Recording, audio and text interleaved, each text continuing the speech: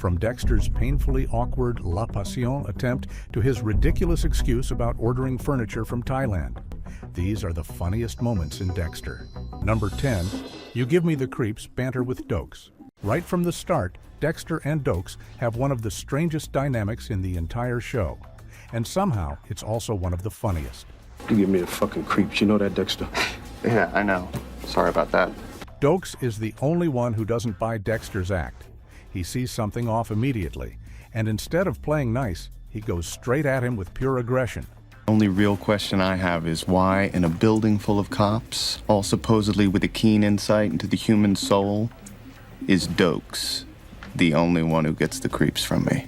But what makes this moment work so well is how Dexter responds. Instead of reacting like a normal person, Dexter leans into the awkwardness. Fuck you. Okay.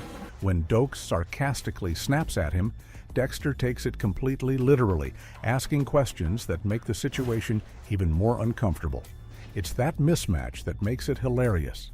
There's something I can do. Yeah, you can give me your fucking analysis on the blood spatter on these killings. You think I'm here to invite you to my nephew's bris? I didn't know you were Jewish. Dokes is intense, direct, and constantly on edge, while Dexter is calm, emotionless, and accidentally making things worse with every word he says. Shut the fuck up and write your report already. Don't even know why I need you. Grab a crayon, psycho, and scribble this down. The result is this perfect comedic contrast. One guy is trying to intimidate. The other doesn't even understand the rules of the conversation. And if you think that's awkward, the next moment shows just how dark Dexter's humor can really get. And welcome to Butcher, the only place on YouTube where none of our subscribers have ended up on the Bay Harbor Butcher's table. So you know what to do. Number 9, do I see plastic sheets in your future? One of the funniest parts of Dexter isn't what he says out loud, it's what he's thinking. Because while everyone else is having a normal conversation, Dexter's internal monologue is on a completely different level. In this moment, he's standing across from Ellen Wolf, listening to her confidently talk about manipulating a case. This scene belonged to Albert Chung. DNA matched his sample in our database. Odds are 170 million to 1 that it's anyone but Albert Chung. Won't hold up. And instead of reacting professionally, his mind immediately jumps somewhere else entirely. Plastic sheets, murder. Cleanup. I think we all know how easy it is to plant evidence, and, well, you look the time. Do I see sheets of plastic in your future? What makes this so funny is how casual it feels. There's no dramatic music, no build-up, just Dexter calmly imagining killing someone while still standing there pretending to be normal. That contrast is what makes it work. On the outside, he's polite, controlled, professional. Dexter's work is solid, Ellen. On the inside, he's already planning the crime scene. It's dark, it's wrong, and somehow it's hilarious. And if you think Dexter's thoughts are awkward, the next moment proves he's just as bad when he actually speaks. Number 8, Dexter asking about the talking dog. This is one of those moments where Dexter tries to act normal and completely fails. Rita asks him to talk to her neighbor about a barking dog, which should be a simple, everyday interaction, something anyone else could handle without thinking twice. But this is Dexter, and normal social behavior is not his strong suit. At first, he tries to be polite. I don't think we've met. Boyfriend of the blonde next door? Calm, friendly. But when the neighbor responds with attitude, something shifts. Dexter doesn't get angry. He gets logical. Too logical. Precisely why I'm here. We can't help but notice your dog. He starts questioning her statements in the most literal way possible, asking if the dog actually told her it prefers being outside. And just like that, the conversation falls apart. What makes this moment so funny is how unintentional it is. Walter's an outside dog. Hey, you put Walter inside, Walter's an inside dog. Dexter isn't trying to be sarcastic. He genuinely doesn't understand how people communicate. And that's what turns a basic conversation into something completely ridiculous. Look, we'd really appreciate it if you could find a way to keep them quiet. Kids are upset. And if you thought that was socially awkward, the next moment is where Dexter somehow makes a bad situation even worse. Number 7, the furniture from Thailand lie. This is one of those moments where everything is already going wrong, and Dexter somehow makes it worse. He's caught by Dokes at the shipping containers, a place that already screams suspicious. Surprise, motherfucker. Are you following me now? You better have a hell of a reason for being here. I'm looking for my sister. The tension is high, Dokes is on edge, and Dexter has about 2 seconds to come up with an explanation. And what does he go with? Furniture from Thailand. You got me. I ordered some furniture from Thailand. I was waiting for it to be delivered. What makes this moment so funny isn't just how bad the lie is. It's how confidently Dexter delivers it. There's no hesitation, no attempt to adjust or soften it, just a completely ridiculous excuse dropped into a very serious situation.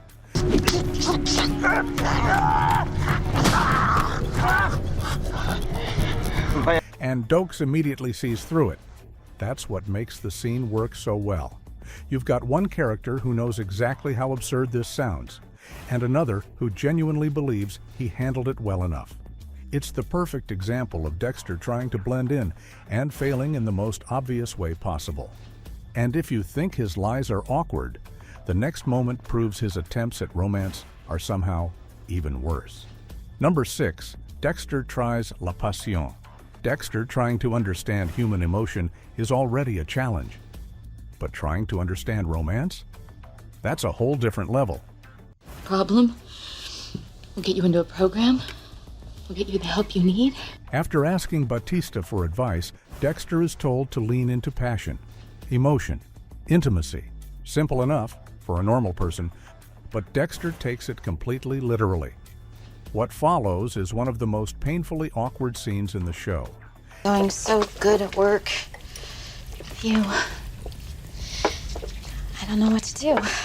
He's really got a hold on you, doesn't it? Dexter tries to act romantic, but instead of feeling natural, everything comes across forced, mechanical, almost like he's following instructions instead of actually feeling anything. And Rita can tell immediately. That's what makes this moment so funny. Dexter genuinely believes he's doing the right thing, that he's finally figuring it out. You're not that woman anymore. You're stronger than that now. If their dad shows up, we'll deal with it together.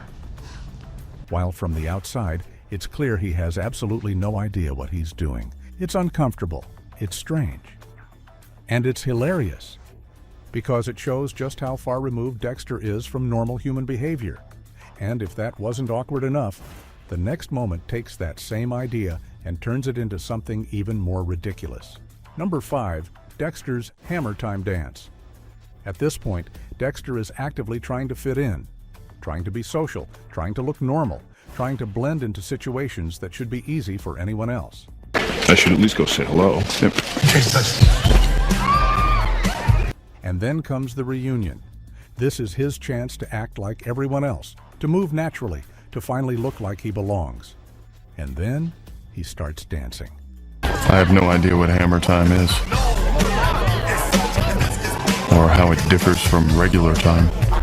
What makes this moment so funny is just how off everything feels. The movements are stiff, awkward, completely disconnected from what everyone else is doing.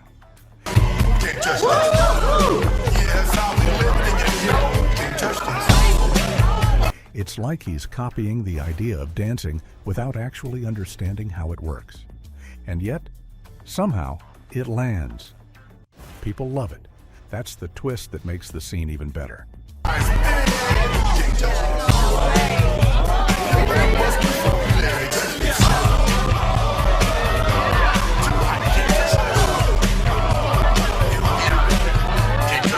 Dexter thinks he's failing, but from the outside, it looks like confidence. It's one of the rare moments where his awkwardness actually works in his favor. And if you think that's strange, the next moment shows what happens when Dexter stops trying to act normal altogether. Number 4, mocking his victim screaming. This is one of the rare moments where Dexter just lets loose. Normally, when he's on the table with a victim, everything is controlled, calm, methodical. He sticks to the routine, follows the code, keeps things clean and precise. Get me out of here! Yell all you want, no one's gonna hear you. But here, something's different. His victim is panicking, screaming, throwing out insults, completely losing control.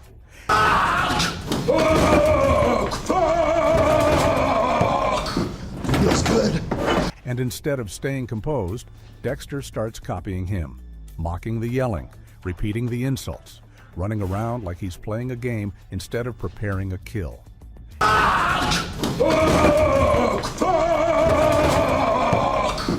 Feels good.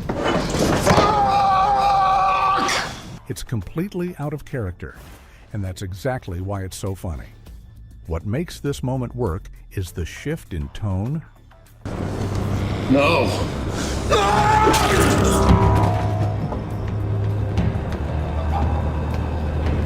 For once, Dexter isn't the cold, calculated predator. He's acting almost childish, like he's entertaining himself in the middle of something that's supposed to be deadly serious. And the victim has no idea how to respond. That contrast turns what should be a tense scene into something absurd. And if you thought Dexter losing control was funny, the next moment proves his imagination might be even worse. Number 3, fantasy, confessing to Deborah. At one point, Dexter seriously considers telling Deborah the truth, which in itself is already a bad idea. But instead of actually doing it, he plays it out in his head, over and over again. And each version gets more ridiculous. I don't even know why I'm gonna ask you, Dexter. Every time I think I know exactly who you are, you tell me something worse. In one, Deb breaks down completely. In another, she reacts with shock. In another, she just shoots him on the spot.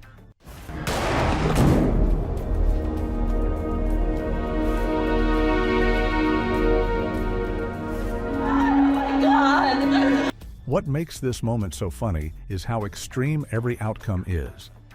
Dexter has absolutely no reference point for how a normal person would react, so his mind jumps to the most dramatic possibilities imaginable. It's not just fear, it's confusion. He genuinely doesn't understand people well enough to predict their behavior. And that's what makes this scene so entertaining. It's not just about the situation. It's about how disconnected Dexter is from the world he's trying to live in. And if you think that's chaotic, the next moment takes that same idea and turns it into something even more absurd. Number 2, fantasy, bringing a body to work. This might be the most ridiculous thought Dexter ever has. At one point, he imagines what would happen if he just stopped hiding. No secrecy, no double life, no careful planning, just walking into work, dragging a body behind him. That I'm always right, That you were right about Lila. She was bad for me. and that I'm always right. Hurry the fuck up. And somehow, nobody really cares. That's what makes this scene so funny. Instead of panic, instead of shock, his coworkers react like it's just another inconvenience. Hey, Vince, how's it going? She had me fighting with myself the whole time. All that self-reflection is unhealthy. Stop reflecting and move. Someone complains about the mess, Batista casually points out a missing body part, and the whole thing plays out like it's completely normal. Can't leave this shit lying around, bro. It's absurd in the best way possible, because it shows how Dexter sees the world. To him, this kind of behavior almost makes sense, like it's just one small step away from reality. That disconnect is what drives the humor. And if you thought that was the peak of Dexter's awkward chaos, the number 1 moment brings everything together perfectly. Number 1, Dexter versus Dokes. If there's one dynamic in the show that perfectly captures both tension and comedy, it's Dexter and Dokes. And this moment has all of it. Dexter is already in a bad situation, snooping around the shipping containers, trying to stay one step ahead, and then out of nowhere, surprise, motherfucker! Dokes shows up, completely flipping the situation. Surprise, motherfucker. Are you following me now? You better have a hell of a reason for being here. What follows is one of the funniest exchanges in the entire series. Because instead of reacting like someone who just got caught doing something suspicious, Dexter immediately tries to talk his way out of it, with the worst possible excuse. I'm kind of working on a theory. You forget you work for the fucking cops? We love theories. Come on, spin me a story, asshole. What I do on my time is my business, Sergeant. Yeah. Furniture. From Thailand. And he sticks to it, That's what makes this moment so perfect. Dokes knows it's bullshit. The audience knows it's bullshit.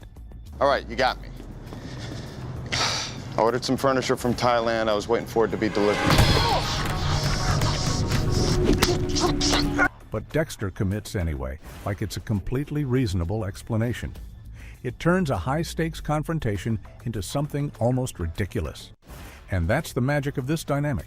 Dokes is intense, aggressive, always pushing forward, while Dexter is calm, awkward, and somehow making everything more suspicious with every word he says.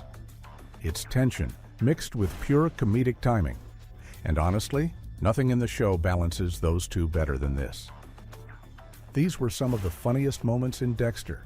But honestly, the funniest part of the show might just be how bad Dexter is at pretending to be normal. Which moment made you laugh the most? And which one did we miss? Comment below and let's discuss.